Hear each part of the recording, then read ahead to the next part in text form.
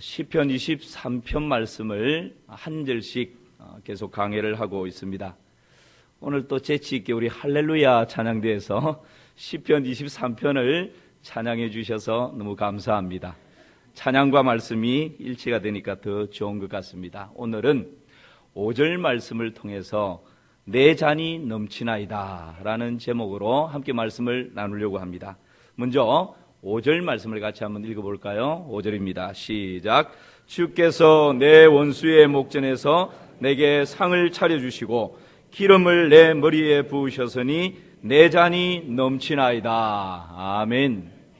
지금 다윗은 23편, 20편을 고백하면서 하나님 앞에 하나님, 내 인생의 잔이 넘치고 있습니다. 그렇게 고백을 합니다. 여러분, 내 인생의 잔이 넘친다고 고백할 수 있는 사람 얼마나 행복한 사람일까요? 내 잔이 넘친다고 고백하는 이 의미가 어떤 의미일까요? 단순히 우리가 술잔을 가지고 위하여 라고 할 때 그 술잔에 잔이 넘치는 지금 그것을 말하는 것일까요? 라헬이 하루는 종일 양을 치다가 이제 해가 기웃기웃 넘어가는 시간에 양떼를 데리고 집 근처로 옵니다. 그때에 양들에게 물을 먹이기 위해서 운물에 뚜껑을 들치고 양들에게 물을 먹이죠. 이것을 창세기 29장 3절에서는 이렇게 표현을 합니다. 우리 같이 한번 읽어봅니다. 모든 떼가 모이면 그들이 우물 아귀에서 돌을 옮기고 그 양떼들에게 물을 먹이고는 우물 아귀 그 자리에 다시 돌을 덮더라. 그러니까 하루 종일 양들을 광야에서 풀을 뜯기고 이제 집으로 데리고 오는데 집 가까이 오면 우물이 있습니다. 목자가 양들에게 먹이기 위해서 우기때에 큰 우물을 파서 거기에 물을 저장해 놨다가 이제 양들이 목이 마를 때 그 우물을 두레박으로 이렇게 퍼서 막 이렇게 붓는 것이죠. 여러분, 두레박 아십니까? 뭐 하는 거죠? 감사합니다. 가르쳐 주셔서. 그 두레박 맞습니다. 그러니까 우물에 물을 뭘로 퍼야 됩니까? 요즘처럼 뭐 수도 연결해가지고 틀면 콸콸 나오는 게 아니잖아요. 그러니까 이 나무로 만든 길쭉한 물통이 있습니다. 양들이 이제 거기 오면 목자가 물을 주겠지 하고 다 기다리고 있는 거예요. 그러면 목자는 그 깊은 우물에서 두레박을 내려가지고 막 끌어올려서 두레박을 퍽퍽 붓습니다. 여러분, 이전에 저도 이 우물에서 두레박을 가지고 물을 길렀던 경험이 있습니다. 이 어머니들 이고 다니는 그렇지, 양동이 거기다가 물을 부으면 나중에는 어떻게 돼요? 넘치잖아요. 이 물통에 목자가 물을 계속 부으면 처음에는 양들이 그냥 붓는 족족 다 먹어버리는데 나중에는 이 물이 막 넘치는 것입니다. 옆으로도 막 흘러가는 거죠. 이런 표현을 두고 지금 다윗은 내 인생의 잔이 넘칩니다. 이게 조그마한 술잔이 아니고 이 물통에 물이 차고 넘친다. 그렇게 표현을 하고 있습니다. 여러분, 우리 인생의 목자 되신 우리 주님께서 뭐라고 말씀하시나요? 요한복음 10장 10절 말씀 함께 읽습니다. 내가 온 것은 양으로 생명을 얻게 하고 더 풍성히 얻게 하려는 것이며. 여러분, 예수님께서 이 땅에 오신 것은 생명을 주고 끝내는 것이 아니라 그 다음에 중요해요. 뭐라고요? 더 풍성히 얻게 하신다. 우리 예수님이 직접 이것을 보여주셨습니다. 오병이어. 오병이어를 가지고 몇 명을 먹였어요? 5,000명. 5,000명을 먹이고 몇 바구니를 남겼어요? 12바구니를. 그러니까 여러분, 우리 예수님은 우리 인생의 목자신데 단순히 우리의 부족한 부분을 채워주는 것으로 끝나는 것이 아니라 우리의 부족한 것을 채워주시고 오히려 5,000명을 먹이고도 몇 바구니요? 12바구니가 남을 정도로 넘치도록 채워주시는 분. 그래서 우리 주님을 목자로 모시고 살아가는 우리 인생은 그냥 부족한 부분이 가까스로 메꾸어지는 것으로 끝나는 인생이 아니라 하나님 아버지, 내 인생의 잔이 차고 넘칩니다 라고 고백할 수 있는, 이런 고백을 할 수 있는 사람이 저와 여러분인 줄 믿습니다. 하나님이 목자이시기 때문에 가능합니다. 오늘 다윗이 내 인생의 잔이 넘칩니다라고 고백하는데 어떤 방법으로 목자 되신 하나님께서 내 인생의 잔을 넘치게 하시나요? 5절 말씀 다시 한번 보시기를 바랍니다. 5절입니다. 예, 주께서 내 원수의 목전에서 내게 상을 차려주시고 기름을 내 머리에 부으셨으니 그 다음 뭐죠? 내 잔이 넘치나이다. 내 잔이 넘치는데 주께서 내 원수의 목전에서 내게 뭘 차려주시고요? 상을 차려주심으로 내 잔이 넘치게 하신다는 거예요. 그 다음 두 번째는 기름을 어디에 바른다고요? 머리에 부으심으로 내 인생의 잔이 넘치게 하신다는 거예요. 두 가지입니다. 그렇다면 원수의 목전에서 상을 차려주신다라는 것이 무슨 의미인가? 기름을 내 머리에 부으심으로 내 인생의 잔이 넘치게 하신다는데 기름을 내 머리에 붓는다는 것이 어떤 의미인가? 오늘 이 두 가지를 같이 묵상하려고 합니다. 여러분, 원수의 목전에서 상을 차려주신다는 의미가 도대체 무슨 의미입니까?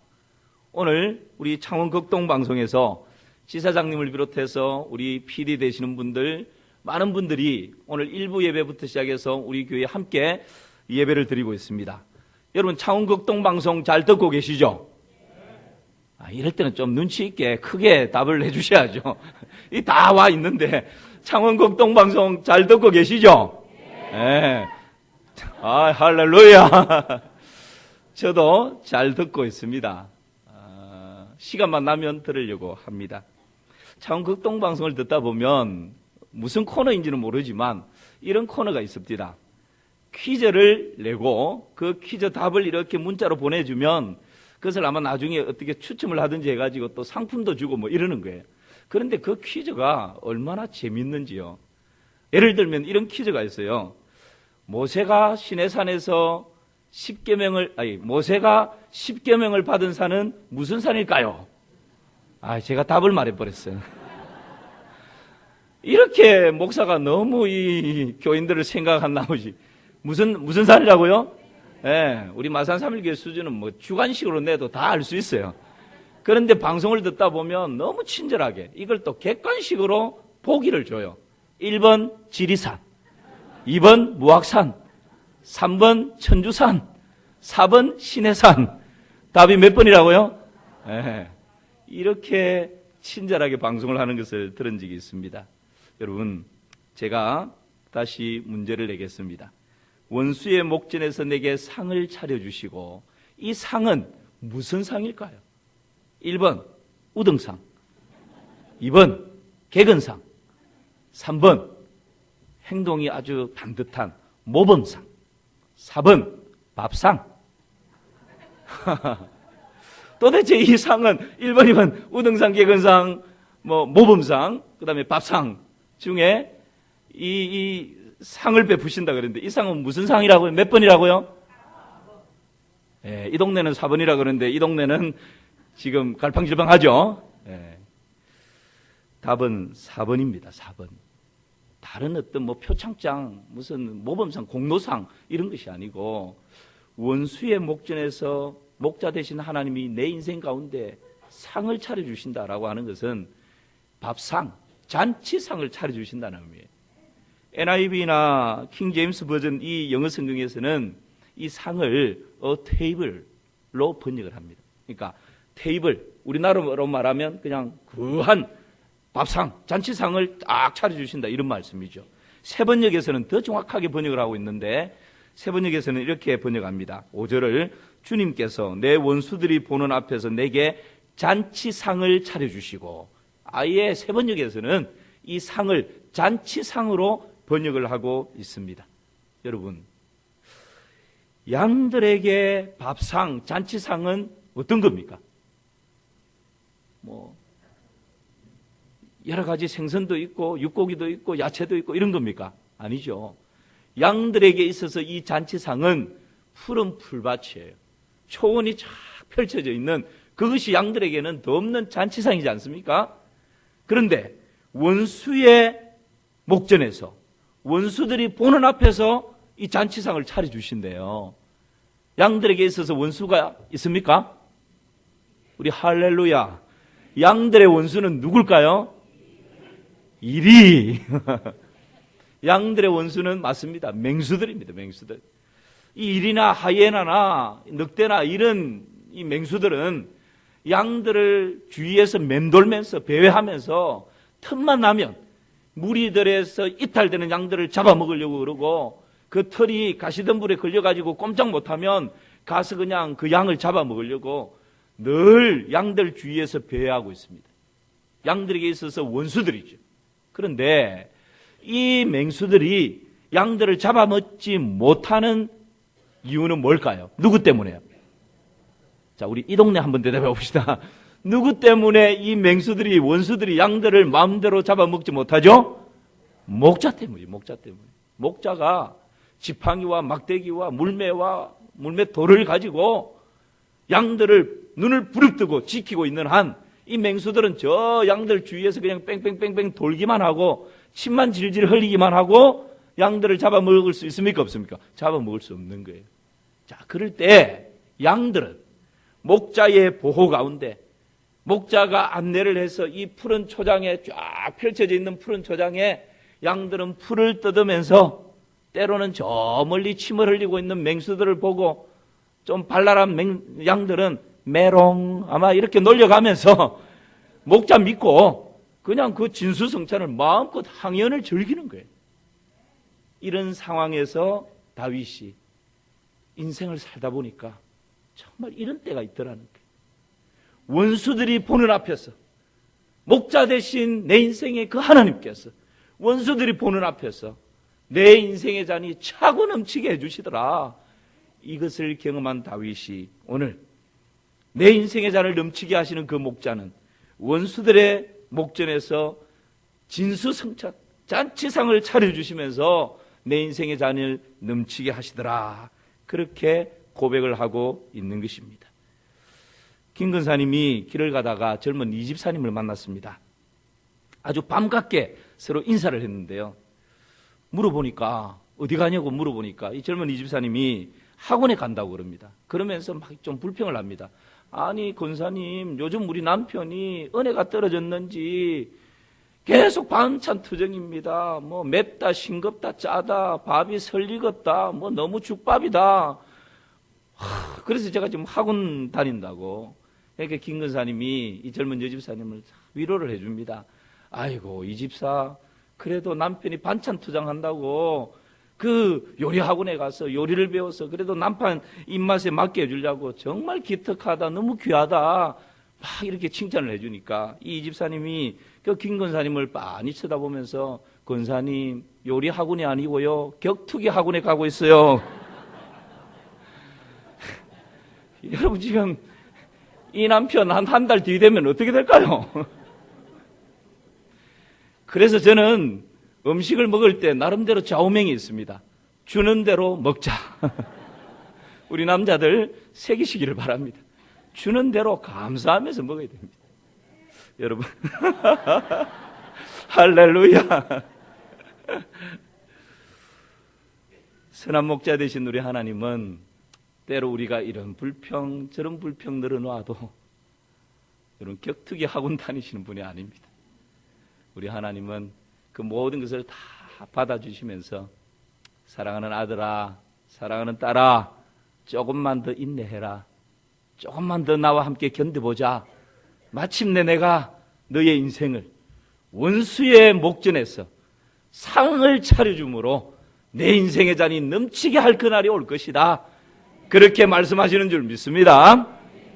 요셉을 보십시오. 요셉은 형들에게 팔려서 저 애굽으로 가서 보디발의 집에 종살이 합니다. 그리고는 그 보디발의 아내의 모함 때문에 감옥에 들어갑니다. 아들의 화려한 옷을 벗고 죄수의 복을 입고 죄수의 복을 벗고 죄수로서 그 밑바닥에서 생활하게 되는 요셉. 그런데 하나님께서 요셉의 인생을 그대로 방치하지 않습니다. 마침내 요셉을 그 애굽 나라의 총리로 세우지 않습니까? 여러분, 요셉이 총리로 취임할 때 아마 바로 왕은 그 취임하는 요셉을 위해서 잔치를 베풀었을 것입니다. 요즘 우리처럼 하루에 끝나는 잔치가 아닙니다. 일주일, 열흘까지 잔치를 베풉니다. 총리로서 세움을 받았으니까 요셉이 그 잔치상의 주인공으로 총리의 자리에 딱 앉습니다. 그리고 장관들 비롯해서 뭐 내놓으라고 하는 애굽의 그 사람들이 부부 동반으로 아마 그 잔치 자리에 다 와 앉아 있을 것입니다. 지금 이 상황에서 종으로서 살았고 죄수로서 살았던 그 억울함이 요셉 마음 가운데 있었을 것입니다. 그 자리에는 바로 왕의 경호실장인 아마 보디발도 와 있었을 것이고, 요셉을 모함해서 감옥에 쳐넣어버렸던 그 보디발의 아내도 와 있었을 것입니다. 요셉 말 한마디면 보디발이고 그 아내고 다 목이 날아가 버립니다. 이런 가운데서 요셉은 하나님 차려주시는 잔치상을 항연을 즐기는 것입니다. 이럴 때 고백하는 것, 원수의 목전에서 내게 상을 차려주시고 할렐루야, 이런 것이죠. 여러분, 하만이 유다 나라 사람들을 그냥 다 죽여버리려고 혈안이 되었습니다. 계략을 꾸밉니다. 그래서 아하수에로 왕에게 이런저런 이야기를 하고 신임을 받아서 이제 이 하만의 집 마당에다가 높은 장대를 세워둡니다. 그리고 그 장대에 이 유다 나라의 지도자라고 할 수 있는 모르드게를 따라서 죽여버려야지, 그 생각을 다 하고 이제 그 다음날 아침에 가서 아하수에로 왕에게 구해서 그 사람을 죽일 뿐만 아니라 그냥 이 유다 족속을 씨를 말려버리겠다, 그런 계략을 꾸미고 아하수에로 왕에게 나아갑니다. 그런데 아하수에로 왕이 이 하만을 보고는 뭐라고 그럽니까? 내가 존귀하게, 이 왕이 존귀하게 여기는 사람을 너는 어떻게 하기를 원하느냐? 느닷없이 이 질문을 합니다. 그러니까 하만이 생각하기를, 아니 이 아하수에로 왕이 존귀하게 여기는 사랑하고 아끼고 신뢰하는 신하는 나 말고 누가 있단 말인가 착각하는 거죠.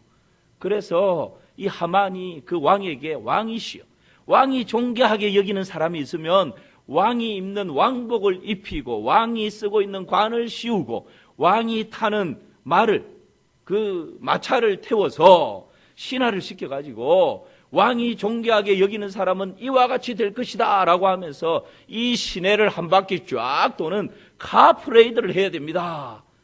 그렇게 이야기하는 거예요. 그때 여러분 아하수에로 왕이 뭐라고 말합니까? 그래, 그것이 좋겠다. 그러면 하만, 너 지금 당장 성문 밖에 나가서 유대 지도자였던 모르드게를 내가 말한 거에서 하나도 빠지지 말고 그대로 해라. 그리고 네가 그 마차 앞에 직접 서서 왕이 존귀하게 여기는 사람은 이와 같이 될 것이다 라고 외치면서 카프레이드를 하라, 명령을 내리는 거예요. 여러분, 이런 상황을 두고 원수가 보는 앞에서 하나님께서 내게 내 인생 가운데 상을 베풀어 주시고 내 인생의 잔이 넘치게 하는 줄 믿습니다. 우리가 살다 보면요, 때로 억울한 일을 당하기도 하고 답답한 일을 만나기도 하고 사방에 우겨 싸움을 당하기도 하고 내 힘으로는 도저히 벗어날 수 없는 그런 크고 작은 일들을 만나기도 합니다. 그런데 여러분, 때로는 요셉처럼 억울한 일을 만나고 모르드게나 유다 백성들처럼 여러 가지 계략 때문에, 모함 때문에 위협을 당하기도 하지만 하나님 살아계신 분이시고 그 하나님이 내 인생의 목자라는 이 믿음을 가지고 한 걸음 한 걸음 믿음의 길 올곧게 걸어갈 때에 마침내 내 인생의 한 구비에서 하나님께서 원수가 보는 앞에서 잔치상을 차려주시고 하나님이여 내 인생의 잔이 차고 넘칩니다 라고 고백할 수 있는 그날이 올 수 있다는 것을 확신합니다. 여러분, 이것을 바라보고 걸어가는 것입니다. 이것이 우리 믿음의 생활 아니겠습니까? 우리의 가장 큰 원수 사단은 우는 사자와 같이 삼킬자를 두루다니며 찾고 있습니다. 그러나 우리 예수님께서 십자가 위에서 사단의 머리를 짓밟아 버렸습니다. 사단의 권세를 박살내버렸습니다. 더 이상 사단은 우리를 건드릴 수가 없고 대적할 수가 없습니다. 이 원수 사단은 한 길로 왔다가 7길로 도망가는 줄을 믿습니다.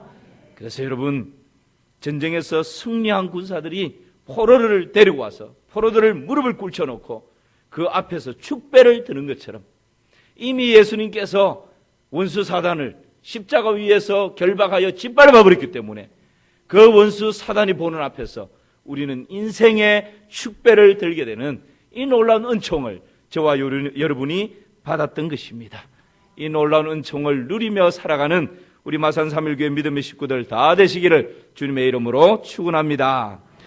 여러분, 내 잔이 넘치는 두 번째는 어떤 방법으로 내 인생의 잔이 넘치게 하십니까? 기름을 어디에 부으심으로요? 머리에 부으심으로. 5절 말씀을 다시 보시기 바랍니다. 내 원수의 목전에서 내게 상을 차려주시고 기름을 내 머리에 부으셨으니 내 잔이 넘치나이다. 기름을 내 머리에 부으심으로 내 인생의 잔이 넘치게 하시는데, 여러분, 기름을 붓는다라고 하는 것은 무슨 의미일까요? 짧게 말씀을 드리겠습니다. 하나는 싸움을 방지하기 위해서 기름을 붓습니다. 여러분, 양들이 가을이 되면요 짝짓기를 하는데, 짝짓기 때가 되면 이 순놈들이 정신줄을 놓아버린대요. 그러니까 암양들을 서로 차지하기 위해서 양들이 목숨 걸고 서로 싸우는 거예요. 양들 싸우는 거 보셨습니까? 잘 안 보셨습니까? 여러분, 염소가 싸우는 거 보셨습니까? 예. 뭐 우리나라는 양들이 잘 없으니까 그거 생각하시면 돼요. 염소가 다리를 가지고 싸우든가요? 뒷발 차면서 싸우든가요? 그렇지 않으면 머리. 그렇죠. 머리로 싸우는 거예요. 이 두 양들이 머리를 여러분 보셨죠? 뒤로 좀 딱 이렇게 제껴가지고 꽝 하면 머리가 그냥 툭툭 소리가 납니다. 그래서 심하게 싸울 때는 두개골이 이상이 생겨서 죽는 양들도 나온대요.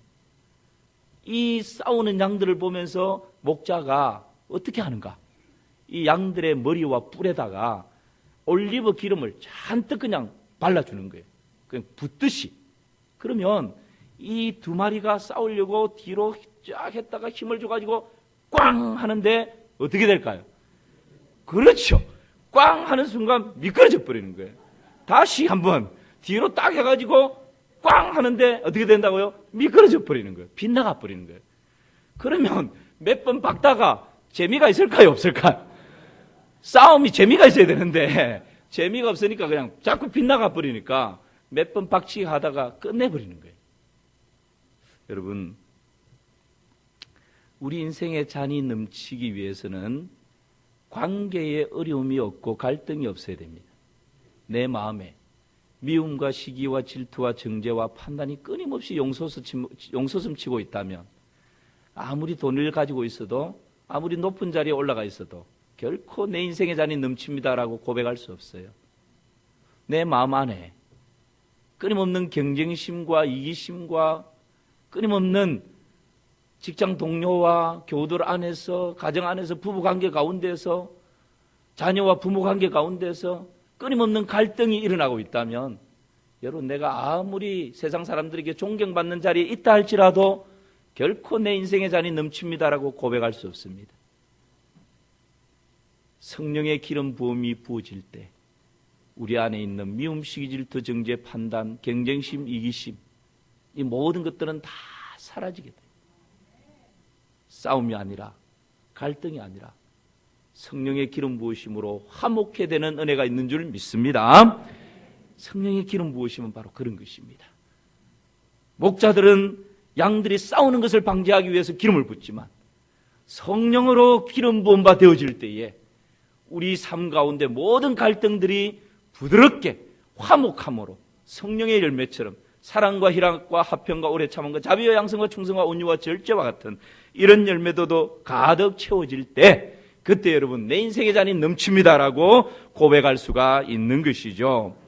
내 인생의 잔이 넘칩니다라고 하는 것은 그 머리에 기름을 바를 때 가능한데, 이런 관계의 회복을 가져다 주는 것이고, 또 하나는요, 병을 예방하고 병을 치료하기 위해서 기름을 바릅니다.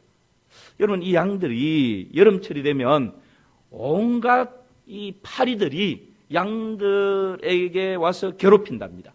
그러니까 이 파리들이 쇠파리도 있고 말파리도 있고 뭐 발 뒤꿈치 파리도 있고 코파리도 있고 진드기도 있고 모기도 있고 너무 많은데, 양들이 가장 싫어하는 파리가 무슨 파리일까요? 코파리.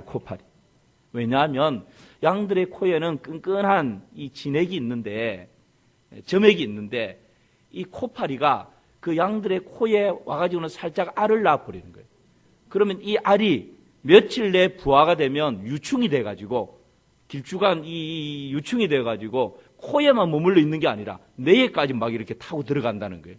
그러면 양들이 너무 고통스럽고 괴로워가지고 막 바위에다가 머리를 막 쥐어박고 더 심한 양들은 떼굴떼굴 막 구른대요.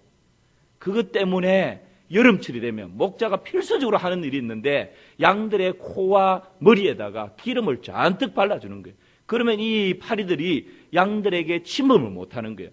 이미 이 코에 알을 낳은 그런 양들이 있으면 그 양들에게는 아예 그냥 양을 이런 기름통에다가 막 살짝 집어넣었다가 다시 막 끄집어내는 거예요.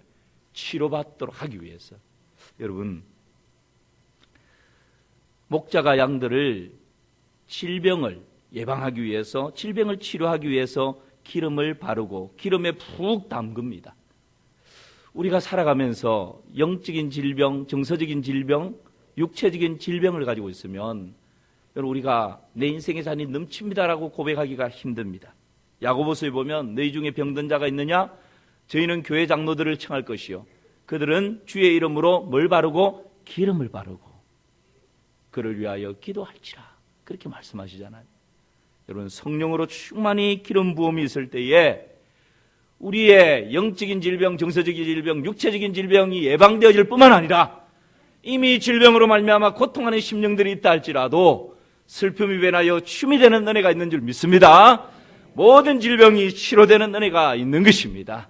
그럴 때에 내 인생의 잔이 넘친다고 고백할 수 있는 거죠. 이 기름을 바른다라고 하는 마지막 의미는 뱀이 접근하지 못하도록 머리에 기름을 바릅니다. 여러분, 목자가 새로운 풀밭에 딱 가면 양들을 풀을 뜯기기 전에 제일 먼저 목자가 찾는 게 있습니다. 그게 뭘까요? 뱀굴이에요. 맹수들보다 더 위험한 것이 바로 뱀이라고 그럽니다. 그래서 뱀굴을 있는지 쫙 찾아보고 그 뱀굴이 있으면 그 앞에다가 그냥 이 올리브 기름을 잔뜩 부어 놓으면 뱀들이 나오다가 이 기름에 미끌려가지고 나오지를 못하는 거예요. 그렇게 해서 양들을 보호하고 또 양들의 머리에다가 목덜미에다가 이 올리브 기름을 잔뜩 발라 놓으면 이 뱀이 이런 기름 냄새를 싫어한답니다. 그래서 접근을 하지 못하는 것이죠. 여러분, 사단이 가장 우습게 여기는 사람이 있는데, 친구처럼 생각하는 사람이 있는데 어떤 사람일까요? 그리스도인이면서 기도하지 않는 사람. 이 사단이, 원수 사단이 가장 무서워하는 사람이 있는데 어떤 사람일까요? 기도의 사람. 사단도 기도의 능력을 아는 것입니다. 기도 외에는 이 같은 유가 나갈 수 없느니라, 그렇게 말씀하시잖아요.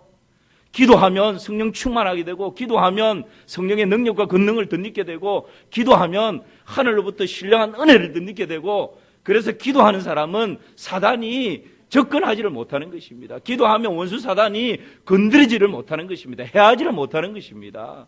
그래서 여러분, 성령으로 우리가 충만히 기름 부음을 덧입게 될 때에 뱀과 같은 이런 사단의 방해와 해함으로부터 보호받을 수 있는 것이죠. 시편 105편 15절 말씀을 한번 보시기 바랍니다. 함께 읽습니다. 이러시기를 나의 기름 부음 받은 자를 손대지 말며 나의 선지자들을 해하지 말라 하셨도다. 뭐라고요? 나의 기름 부음 받은 자를 뭐 하지 말라고요? 손대지 말라. 여러분, 다윗은 사울에게 몇 번씩이나 한 10년 이상 그냥 위협을 당하면서 쫓겨다니지 않습니까? 그러나 사울을 죽일 수 있는 기회가 다윗에게 몇 번 주어졌습니다. 그런데 다윗이 사울을 해하지 않습니다.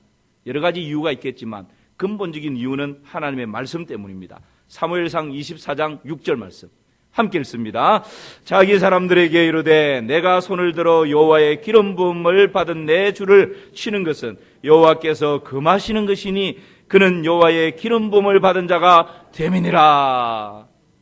하나님께서 왕과 선지자와 제사장 구약에 기름을 부어서 세웠는데 그 기름 부음 받은 자는 하나님이 손을 대지 못하도록 하나님께서 친히 보호하시고 지키신다라고. 이것을 알았던 다윗, 사울이 그렇게 자기를 죽이려고 계략을 부리고 군사를 풀고 그렇게 하지만 또 사울을 죽일 수 있는 몇 번의 절호의 기회가 왔지만 이 말씀 때문에 기름 부음 받은 자를 하나님이 지키시기에 손대지 말라라고 하는 이 말씀 때문에 손대지 않습니다. 하나님이 친히 다 정리하실 때까지. 여러분, 오늘날 기름 부음 받은 자는 누구입니까? 구약시대 때에는 왕과 제사장과 선지자였지만 오늘날에는 만인 제사장인 저와 여러분, 여기에 모여있는 우리 모두가 기름 부음 받은 자인 줄을 믿습니다.